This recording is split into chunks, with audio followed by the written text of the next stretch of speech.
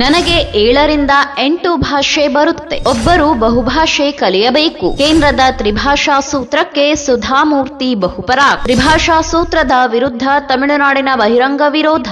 DMK ಎಂಪಿಗಳ ತರಾಟೆ ತೆಗೆದುಕೊಂಡಿದ್ದ Dharmendra Pradhan. ದೇಶಾದ್ಯಂತ ಕೇಂದ್ರದ ತ್ರಿಭಾಷಾ ಸೂತ್ರದ ಕುರಿತು ಪರವಿರೋಧದ ಚರ್ಚೆಗಳು ಜೋರಾಗಿ ನಡೆಯುತ್ತಿರುವ ಹೊತ್ತಲ್ಲೇ ರಾಜ್ಯಸಭಾ ಸದಸ್ಯೆಯಾದ ಡಾಕ್ಟರ್ ಸುಧಾಮೂರ್ತಿ ತ್ರಿಭಾಷಾ ನಿಲುವಿಗೆ ಬೆಂಬಲ ಸೂಚಿಸಿದ್ದಾರೆ. ಸಂಸತ್ತಿನ ಬಳಿಗೆ ಮಾಧ್ಯಮಗಳೊಂದಿಗೆ ಮಾತನಾಡಿರುವ ಅವರು, ಒಬ್ಬರು ವಿವಿಧ ಭಾಷೆಗಳನ್ನು ಕಲಿಯಬೇಕು ಎಂದು ಪ್ರತಿಪಾದಿಸಿದ್ದಾರೆ. ಒಬ್ಬರು ಬಹುಭಾಷೆಗಳನ್ನು ಕಲಿಯಬೇಕು ಎಂಬುದು ನನ್ನ ನಿಲುವು. ನನಗೂ 7ರಿಂದ 8 ಭಾಷೆಗಳು ಬರುತ್ತದೆ.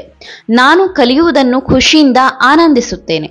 ಹೀಗಾಗಿ ಈ ತ್ರಿಭಾಷಾ ಸೂತ್ರದಿಂದ ವಿದ್ಯಾರ್ಥಿಗಳು ಕೂಡ ಸಾಕಷ್ಟು ಕಲಿಯಬಹುದು ಎಂದು ಅವರು ಹೇಳಿದ್ದಾರೆ. ಇನ್ನು ತಮಿಳುನಾಡು ಸೇರಿ ಹಲವು ರಾಜ್ಯಗಳಲ್ಲಿ ಈಗಾಗಲೇ ಕೇಂದ್ರ ಸರ್ಕಾರದ ಹಿಂದಿ ಹೇರಿಕೆಗೆ ವಿರೋಧ ವ್ಯಕ್ತವಾಗುತ್ತಿದೆ. ಅಲ್ಲದೆ ಕೇವಲ ದ್ವಿಭಾಷಾ ಸೂತ್ರಕ್ಕೆ ಕೂಗು ಕೇಳಿಬರುತ್ತಿರುವುದರ ನಡುವೆಯೇ ಸುಧಾಮೂರ್ತಿ ಈ ಹೇಳಿಕೆ ನೀಡಿದ್ದಾರೆ. ತಮಿಳುನಾಡು ಎಂಪಿಗಳಿಗೆ ಕ್ಲಾಸ್ ತೆಗೆದುಕೊಂಡಿದ್ದ ಪ್ರಧಾನ್. ಇನ್ನು ಕೇಂದ್ರ ಸರ್ಕಾರವು ದೇಶದಲ್ಲಿ ಜಾರಿಗೆ ತರಲು ಮುಂದಾಗಿರುವ ತ್ರಿಭಾಷಾ ಸೂತ್ರವನ್ನು ವಿರೋಧಿಸಿದ್ದ ಕೇಂದ್ರ ಶಿಕ್ಷಣ ಸಚಿವ ಧರ್ಮೇಂದ್ರ ಪ್ರಧಾನ್ ತಮಿಳುನಾಡು ಸಂಸದರನ್ನು ತೀವ್ರ ತರಾಟೆಗೆ ತೆಗೆದುಕೊಂಡಿದ್ದರು. ನೀವೆಲ್ಲ ನಿಮ್ಮ ರಾಜಕೀಯಕ್ಕಾಗಿ ರಾಜ್ಯದ ಮಕ್ಕಳ ಭವಿಷ್ಯವನ್ನು ಹಾಳು ಮಾಡಲು ಹೊರಟಿದ್ದೀರಿ. ನೀವು ಅಪ್ರಾಮಾಣಿಕರಾಗಿದ್ದೀರಿ.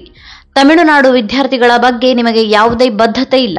ನಿಮ್ಮ ಏಕೈಕ ಕೆಲಸವೆಂದರೆ ಭಾಷಾಧಾರಿತ ವಿವಾದಗಳನ್ನು ಹುಟ್ಟುಹಾಕುವುದು. ಅಲ್ಲದೆ ನೀವು ಕೇವಲ ರಾಜಕೀಯ ಮಾಡುತ್ತಿದ್ದೀರಿ. ನೀವೆಲ್ಲ ಪ್ರಜಾಪ್ರಭುತ್ವ ವಿರೋಧಿಗಳು ಎಂದು ಕಳೆದೆರಡು ದಿನಗಳ ಹಿಂದಷ್ಟೇ ಪ್ರಧಾನ್ ಆಕ್ರೋಶ ವ್ಯಕ್ತಪಡಿಸಿದ್ದರು. ಅಲ್ಲದೆ ಪ್ರಧಾನ್ ಹೇಳಿಕೆಯಿಂದ ಸದನದಲ್ಲಿ ಕೆಲಕಾಲ ಕೋಲಾಹಲ ಸೃಷ್ಟಿಯಾಗಿತ್ತು. ಪ್ರತಿಭಟನೆ ನಡೆಸಿದ್ದ ತಮಿಳುನಾಡಿನ ಡಿಎಂಕೆ ಸಂಸದರು ಕಲಾಪ ನಡೆಯದಂತೆ ಅಡ್ಡಿಪಡಿಸಿದ್ದರು. ಒಟ್ನಲ್ಲಿ ಮೋದಿ ಸರ್ಕಾರ ತನ್ನ ಆದ್ಯತೆಗಳಲ್ಲಿ ಒಂದು ಎನ್ನುವಂತೆ ರಾಜ್ಯಗಳ ಮೇಲೆ ಹಿಂದಿ ಭಾಷೆಯನ್ನು ಹೇರಲು ಮುಂದಾಗಿರುವುದಕ್ಕೆ ಕಾಂಗ್ರೆಸ್, ಡಿಎಂಕೆ ಸೇರಿದಂತೆ ಇತರ ಪಕ್ಷಗಳು ವಿರೋಧ ವ್ಯಕ್ತಪಡಿಸಿದೆ. ಅಲ್ಲದೆ ಕರ್ನಾಟಕದಲ್ಲೂ ಈಗಾಗಲೇ ಕೇಂದ್ರದ ಹಿಂದಿ ಹೇರಿಕೆ ನೀತಿಯನ್ನು ಕನ್ನಡ ಪರ ಸಂಘಟನೆಗಳು, ಕನ್ನಡ ಹೋರಾಟಗಾರರು ಖಂಡಿಸುತ್ತಿದ್ದಾರೆ. ಇನ್ನು ರಾಜ್ಯ ಸರ್ಕಾರವೂ ಸಹ ಬಹುತೇಕ ಕನ್ನಡದ ಪರ ಒಲವನ್ನು ಹೊಂದಿದೆ. ಆದರೆ ಕರ್ನಾಟಕದವರಾಗಿ ಮೇಲಾಗಿ ತಾನೊಬ್ಬ ಹೆಮ್ಮೆಯ ಕನ್ನಡತಿ ಎನ್ನುವ ಸುಧಾಮೂರ್ತಿ ಇದೀಗ ತ್ರಿಭಾಷಾ ನೀತಿಯನ್ನು ಬೆಂಬಲಿಸಿರುವುದು ಇನ್ಯಾವ ವಿವಾದಕ್ಕೆ ಕಾರಣವಾಗಲಿದೆ? ಈ ತ್ರಿಭಾಷಾ ವಿವಾದ ಮುಂದೆ ಯಾವ ಹಂತಕ್ಕೆ ಹೋಗಿ ತಲುಪುತ್ತದೆ ಅನ್ನೋದನ್ನ ಕಾದು ನೋಡಬೇಕಿದೆ. ಈ ಮಾಹಿತಿ ನಿಮ್ಗೆ ಇಷ್ಟವಾಗಿದ್ದಲ್ಲಿ ಈ ಬಗ್ಗೆ ಕಮೆಂಟ್ ಮಾಡಿ, ವಿಡಿಯೋನ ಲೈಕ್ ಮಾಡಿ, ಶೇರ್ ಮಾಡಿ. ನಮ್ಮ ಚಾನೆಲ್ನ ಸಬ್ಸ್ಕ್ರೈಬ್ ಮಾಡದಿದ್ದಲ್ಲಿ ಬೇಗ ಸಬ್ಸ್ಕ್ರೈಬ್ ಮಾಡಿ.